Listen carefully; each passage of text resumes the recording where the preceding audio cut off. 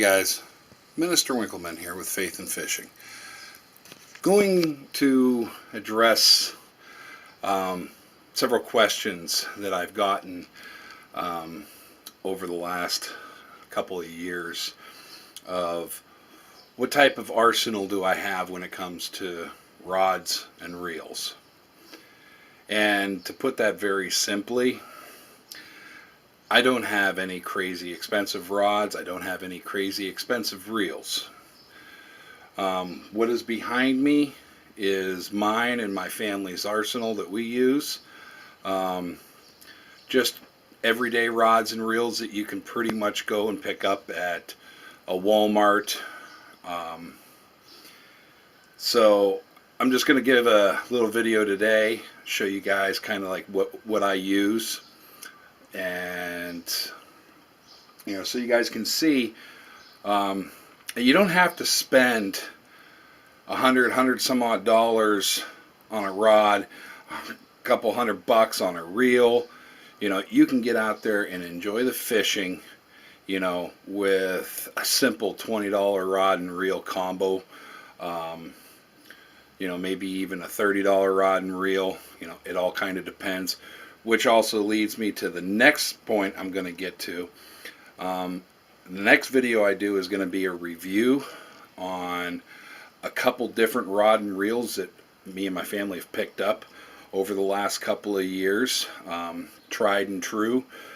And I'm going to give an explanation of what they cost, how they've worked, and so on and so forth, and if I would recommend it or if I would give it a big thumbs down.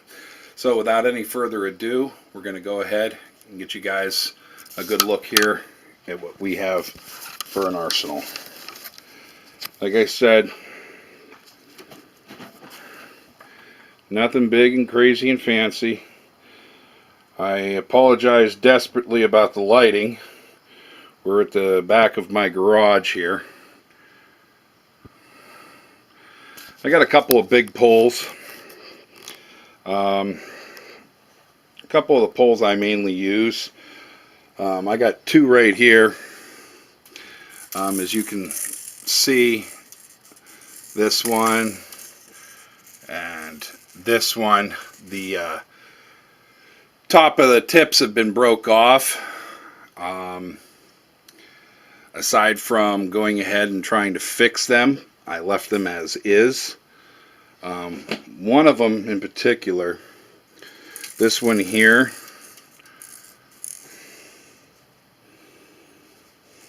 now that is not the original reel that was on it when I got it. That was a rod that was my first official fishing pole that I got from my father when I started fishing when I was a teenager.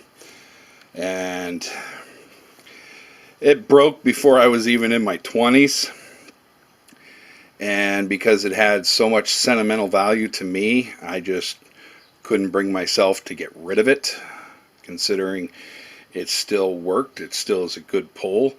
When it comes to using it for what I use it for, particularly like say the catfishing and that, it has worked great for me. And then the other one here just busted in the last couple of weeks, and it still works extremely well for what I use it for, again, catfishing. So I definitely have no reason to throw it out.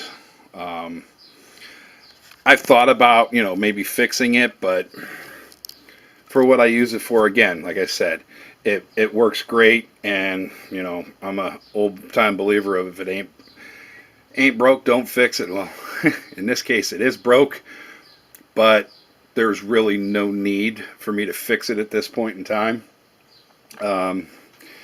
We got some other ones here, like this little pole here. This is my one son's, and then my wife, she's got two poles, and then each one of my kids has their own pole. So it's been rather nice. My kids all have each of their own poles. I even have a couple of brand new rod and reels here. These Zebcos, I got a couple of spin casts and closed face. Well, closed face and open reel, my apologies. You know, I got this big monster here, this big Zebco. They call this the catfish rod. Comes with the Zebco 606 closed face. I got this nice monster rod here. Nice, big, tall, sturdy rod. You know, a couple of rods that I use for going for the panfish, you know, perch and bluegill and so on.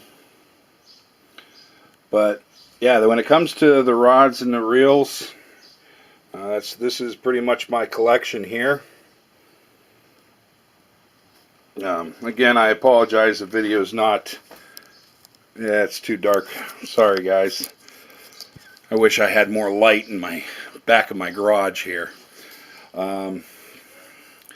Next video I do, I'm going to do a review. Like I said earlier at the beginning of this show, I'm going to do a review on some of these poles that I use, and I use quite often. My thoughts on it, how well they've held up over time. Same with the reels that either came with it or reels that I've purchased and have used. Give you guys a little bit of a, you know, explanation as to, you know, how you can get into, you know, really doing some decent fishing and having some decent tackle. So that way, you know, you're not running into an issue of, oh, your reel isn't strong enough, or your line isn't strong enough, or you just don't have a big enough pole, or you don't have a strong enough pole, or you don't have a sensitive enough pole. A lot of it, guys, you have to remember, it all depends on what species of fish you're going for. You know, what you need. And I want to try and explain to you guys and walk you through how you can do that as cost effective as possible, but not where it's so cost effective that you're just buying absolute garbage and you're just wasting your money away. So I'll give you the pros and cons of everything, and you know, hopefully you guys will enjoy that show as well. As always, if you guys have not subscribed, please go ahead and click down, hit the subscribe button. If you like the show, give it a big thumbs up. You got any comments for future shows, future reviews you'd like to see us do, please leave a comment to us, send it to us on our Facebook page, our website, private message us, you know, whatever. Don't matter. We love hearing from you guys. Keep the comments coming. And as always, guys, keep the faith and keep the lines tight. Have a good one, guys. See you next week.